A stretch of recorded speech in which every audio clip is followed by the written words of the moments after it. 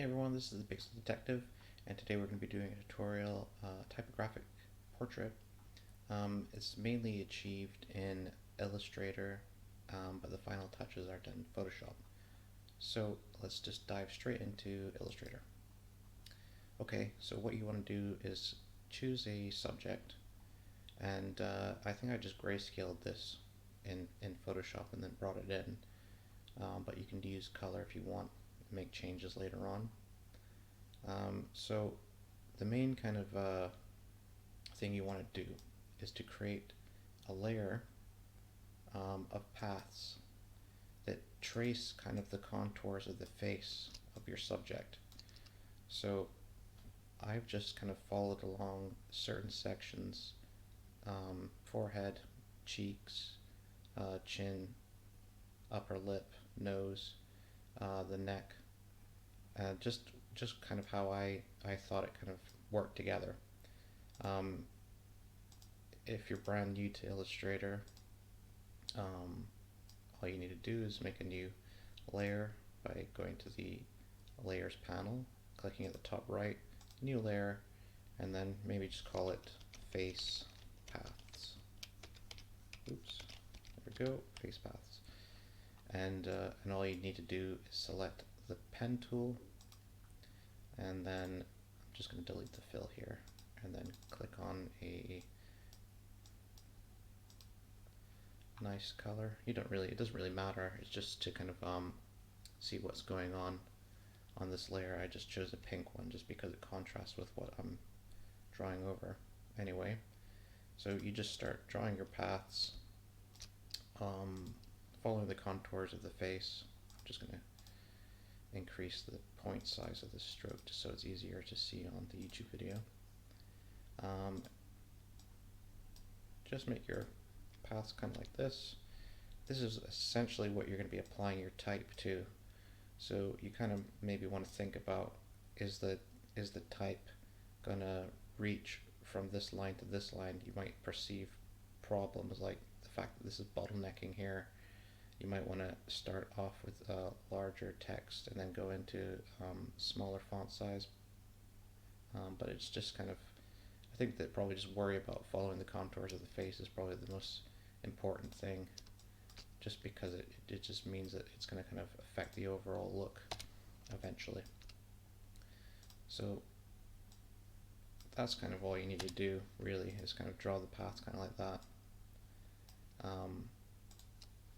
I've obviously already done this, so I'll just show you the finished, oops, I'll get rid of the stroke panel and then drag this layer into the bin, and then I'll show you my finished paths. You can see it kind of looks, I've taken a reference image in just to show you that that's kind of roughly what you kind of want to get, something to do with like an anatomy drawing, essentially kind of like the muscle fibers that follow the contours of the face, something kind of similar to that. And then once you've created your lines layer, you'll want to duplicate that, and then we'll just turn this one off and lock it, because if you make any mistakes you can refer back to it. So now that you've got your lines all drawn, let's say that you're using a musician or a writer, you can take quotes from online and paste them into this into the paths, and it just means that it's going to make it kind of like relevant to your portrait. In this case, I've taken quotes from the SNP manifesto. So I've got a layer here called copy, which is this text, and if I just click on it with the type tool and then press Control A, I select all the text, and then Control C to copy it all. Then I can just switch this layer off and go up here. Now I'm just going to zoom in a little bit, and I'm going to choose this path here to start with, and I'm going to go over to the type tool, click and hold, and there's a drop down menu. It says type on a path tool, and that's what we want to use. And then just click on the path and then press Control V, and you're pasting your text that you've copied from online. And there's some sliders that control what you can see. The slider at the beginning, you can see you can maneuver it like this. There's also one in the center of the path. You can click on it and flip the text over like that. And at the one at the end, it just controls the text, kind of similar to the first one. Okay, so now because we have too much text that can fit on our path, it gives us a little notification with this symbol. It's a little red cross. You want to click on this red cross, and then you can see the cursor change. It's kind of like a vertical line, a horizontal line, and something that looks like text. And you can use the space bar and the grabber to maneuver to the next path, which is this one here. And we'll just click on that, and it flows into the next path. The text will flow into the next path. And you can use your sliders again just to maneuver the text around. And then you can do the same thing. Click on the red plus sign or cross, and then click on the next path. Using the sliders, maneuver the text along the path like that. If you can't see the sliders very easily because of the color, you can change them by going to your layer in the panel, double click, and then you can see that it gives you the color option here. You can select whichever one you want. I think green is reasonably clear on my screen, but if you can't see the tool tips, I think I put a reference drawing here. This is exactly what the slider should look like. You have a start and an end, and then the one in the middle, which you can click and hold, and then you can flip your text. So that's kind of what you should be looking at. I think that's a little bit more clear than what you can see on my one, but that's why I took the example. And so all you do is you carry on by clicking on the little red plus sign, and then go into the next line using the slider to maneuver the text along like that. I think I've got a mistake here. It looks like I hit a return. Sometimes when you're taking things from emails and things like that, the formatting is a little bit different, so you want to be kind of careful when you kind of take things in from other programs. And essentially that's kind of it.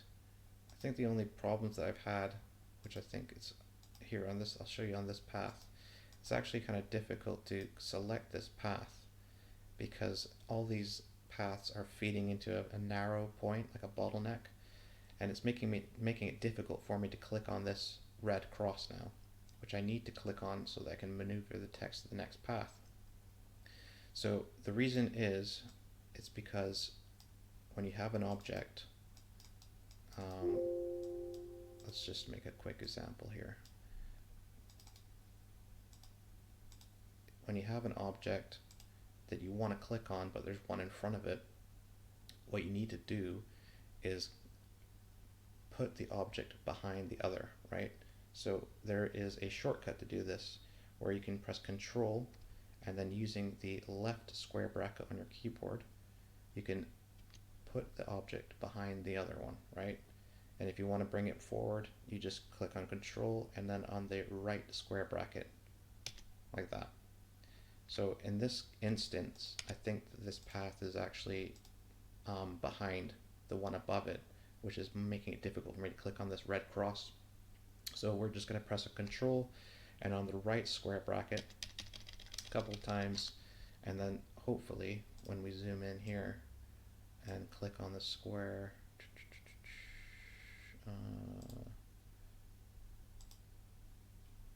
let's try that again. The square. There we go. The cursor's changed now, so you can see that I can use the space bar and the grabber hand just to maneuver my screen along, and then select the next path. Press Control at the minus symbol as a shortcut to zoom out, and then click on your slider, and then do the same thing as before. And then you basically just have to carry on doing this. And the reason why I chose to kind of have a text flow like this is because it means that whenever you finished your kind of your piece with all your text on all the paths, and you're not happy with the font, you can just click on everything, and you can experiment with different fonts, different sizes, and you can see that it updates and tries to kind of like fill the path appropriately for the font type size that you choose and whatever font you choose. So I think that it's kind of handy if you want to make changes. You can make changes to the whole thing, which is cool, and it's going to help you with like experimenting and all that kind of stuff. So once you've done that, you've applied all your type to all your paths. It should end up looking like I've got all my paths here, and they've all been kind of hidden. So because the text is white, I'll just make a layer down here just to show you what it actually looks like. And I want a dark color, and there we go. So that's what my type looks like applied to all those kind of like little paths that kind of follow the contours of the face. And you'll have to tweak it, obviously. If you want to tweak it, all you need to do is say maneuvering your paths around. You can just click on them. I'll just unlock them just to demonstrate. You can see all the kind of the flow lines. Here we go. There's an anchor point there, and you can click on it. Oops. Let's make it easier on ourselves. Let's say that we want to edit this one, lock the rest of them. There we go. And now I can click on the anchor point more easily. So just if you do have like specific sections like you're working with, like the forehead and the rest of the skin on the face, but then you've also got your eyes and mouth and things like that, and you want to make separate sections, it's kind of cool to make a separate layer for that, and then you can lock that layer so that it doesn't interrupt when you're trying to make little edits like this, where you kind of want, all you need to do is click on the anchor point and then drag it like this, and you can make tweaks like that. So now that we've done that, we can copy and paste it into Photoshop. I still have to show you the scatter brush, but just quickly I'll show you this right now, because this is kind of important. The thing about when you take your type, these are all my layers here for the type.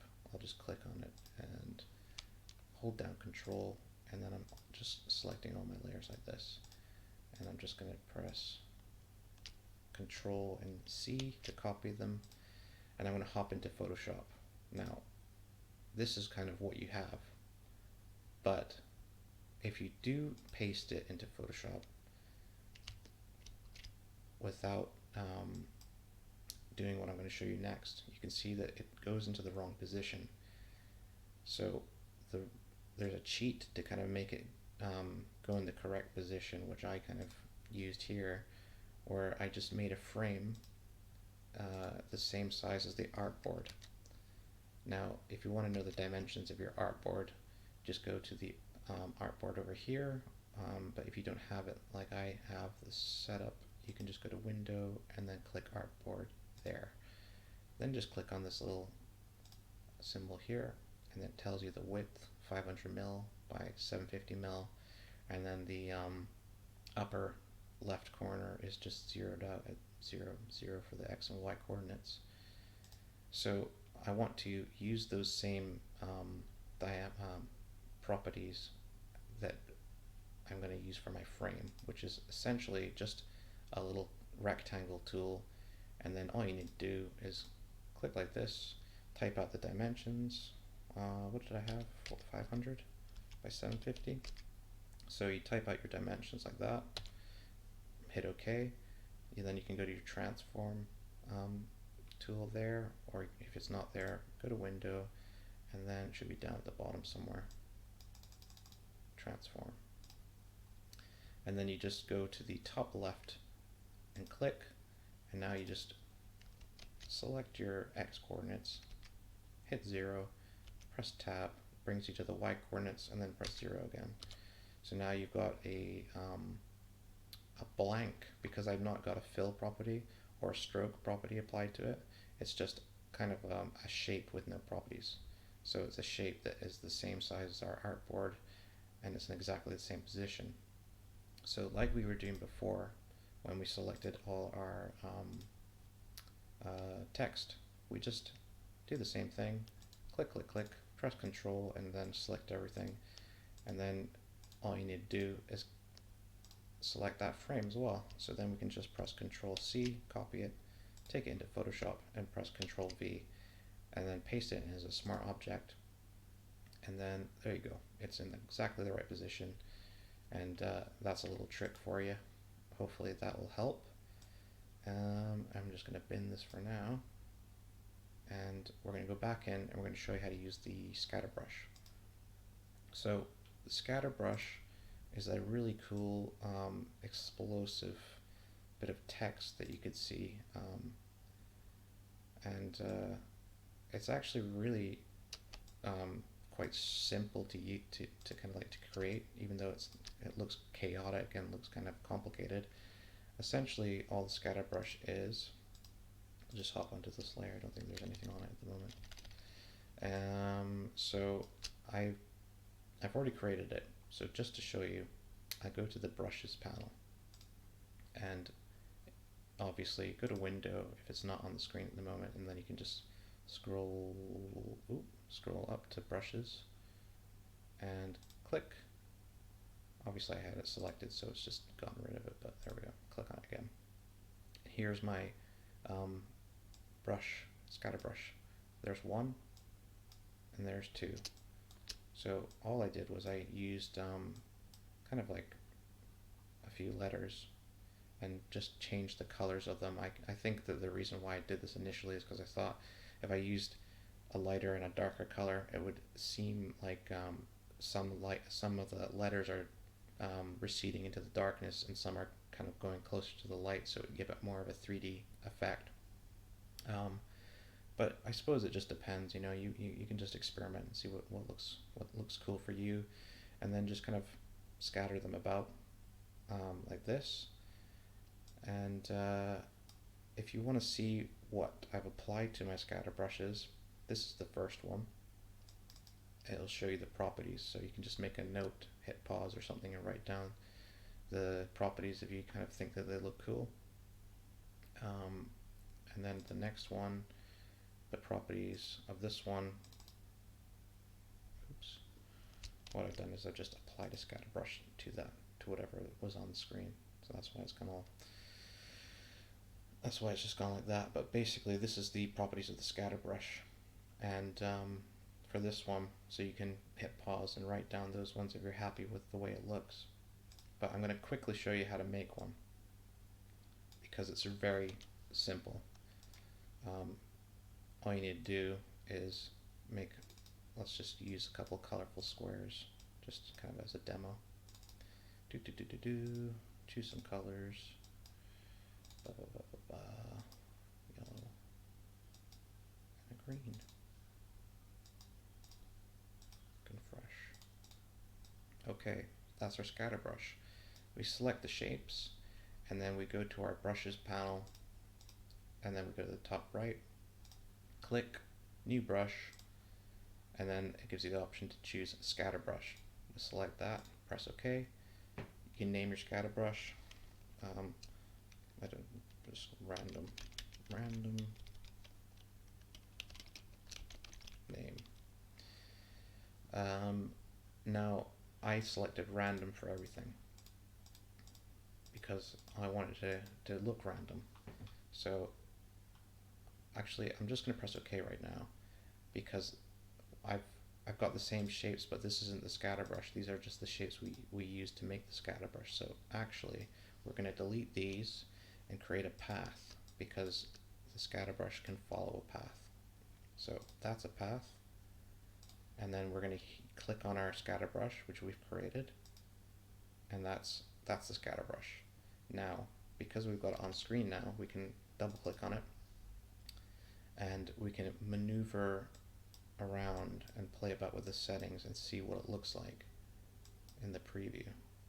So I think that this is where kind of experimentation kind of comes into it. You kind of mess about with it and make it look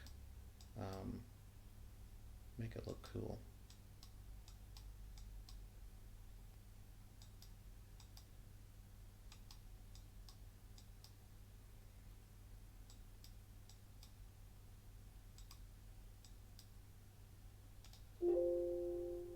Apply. Right, so now that we've made our scatter brush, we've tweaked the settings, we can increase the length of our path. Click on the anchor point and drag it, and then you can see that it has like that random element kind of comes into it now. Things are kind of scattering about, and double click. We can mess about with the settings more, but it's kind of like, you know, you can spend a lot of time on this if you want to, you know, tweaking it here and there, and it's going to help you kind of learn about what's actually happening with these different things, with these different settings. But essentially, what's happening is it's just applying kind of like maths to this path using what you've already chosen. Like this is your kind of your variable or whatever, and then you're applying changes to it. So you're saying, I want this along this path, here's some maths, and it just makes it kind of like, you know, it applies all these like random elements to it, and that's why you get this really cool chaotic looking thing when all you've really done is you've made a shape like that. So it's really cool. You can make something look very complicated without actually using too much effort. So that's your scatter brush, and here's my scatter brush in the one that I created. I think I used two, and essentially all I did was I used remember when I said to duplicate those layers for the paths of the face? All I've done is I've taken the same paths and I've applied the scatter brush to those paths. So pretty cool. Anyway, so I'm going to take my scatter brush, copy it, and I'm going to paste it into Photoshop. So now I should have my type on my face. I've also done a little outline of the jacket, and I've applied a color overlay to it. So in order to do that, all you need to do is go to Layer, Layer Style, Color Overlay, select a color, and you can also change the blend mode if you want. And here's the cool thing, right? This is how you get your element of realism. You use the reference drawing as a layer blend, and that's kind of what I seem to be noticing online. By changing the layer blend, it gives it this cool element of realism. It's almost like applying a texture to it. So that's how things online look really realistic, when actually if you look at the actual type, you know, it's, you know, still quite abstract looking. You know, it's not quite a face, but then when you apply the layer blend of the original reference drawing, it makes it look more real, which is cool. Then all you need to do is mess about with your scatter brush. I made it kind of look like it was peeling off the face. I just position it close to the face. I go over to layer style. I add maybe a drop shadow. You can mess about with the settings here. Hit OK. And then you've got kind of like a more kind of 3D effect happening. You can see that this scatter brush is kind of obscuring the face, so if you want to tidy that up, you can use this lasso tool. Select the face. You know, you don't want to really cover up the whole face, but you want to have like some nice like little bits of texture from the scatter brush kind of poking out. So make your selection, and then go to select, inverse, and then down to this button here, which is the layer mask, and then you kind of like you're showing more of what you want to be seen. You know, that's, you spent ages doing all that, so you kind of want, that's kind of the main focus. And then if you want to add more of your scatter brush in for the background, you can just copy it and paste it, or you can duplicate that layer in Photoshop, but I've already got a layer effect to it, so I'm just going to copy it from Illustrator and paste it in. And then I'm going to increase the size like this, and then I'm going to make another selection of these objects, the face, by pressing Control and then click. Now you can see an outline of the face, and then I hold down Shift while holding Control, and then I go to the jacket, and then I've got a outline of both those shapes, but I've just noticed that there's a little bit here which needs to be selected, so I'm going to go to the lasso tool, hold down Shift, and then I'm just going to select the bit which is missing. So now that I've selected that, I can go to, I'm at the top layer, I'm going to go to Select, Inverse, and then hit my mask. So that's your background. Change the opacity, mess about with the color, do whatever you want to it. Experiment. And then all we need to do, paste. Just paste in our effect again, and I think that I used this to kind of become like the texture of the jacket as well. You know, you can apply colors to it if you want to. Adjustment layers, solid color. Maybe you want to have a change the color perhaps, and then change the layer blend. You can mess about with it in so many different ways, changing the mood, the color, making it bright, making it dark. You can bring in textures like crumpled up paper, things like that. Change the layer blending on that. Maybe that'll give it a cool effect. You can add gradients to it. Loads of things that you can do with it. Adjustment layers are quite handy for kind of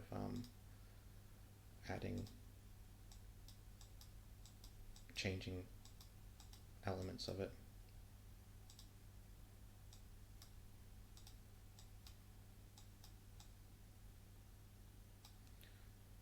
Kind of all depends on really where you want to take it.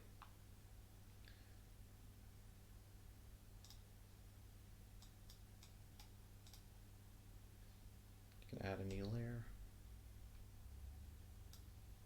press OK, and you can maybe make a gradient, or you can make a gradient from the colors you got selected here. Change the layer blending if you want. Experiment, see what happens, and you can get like loads of different effects, but essentially the main kind of things to create this typographic portrait are the scatter brush and the type on path tool, and the rest of everything is just kind of like embellishing it in Photoshop, which is maybe a different tutorial, but in order to keep this one down, I'm just gonna like leave it there and just thank everyone for the interest that they've shown in the effects. And if you want to find me on Twitter or on Reddit and maybe ask for tutorials, give me feedback. Maybe this wasn't like the best tutorial. What kind of stuff do you want to know? Do you want pop-ups on the screen and stuff like that? I'm just starting this channel out, so this is just kind of like tutorial number 1 basically. So thanks very much for watching, and maybe see you guys in the next video.